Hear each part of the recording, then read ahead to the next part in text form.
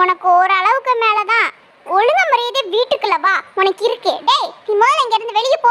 ஏண்டி அவங்க அம்மா அவமானப்படுத்துறத பத்தாதுன்னு இப்போ நீ வந்துட்டியா? நீ மூஞ்சிலே முடிக்காத, போ இங்க. எவ்வளவு தைரியம் இருந்தா உங்க தோளுக்கு மேல வளர்ந்த என்ன அடிச்சு அவமானப்படுத்திட்டீங்களே, இனி உங்க மூஞ்சிலே முழிக்க மாட்டேன்.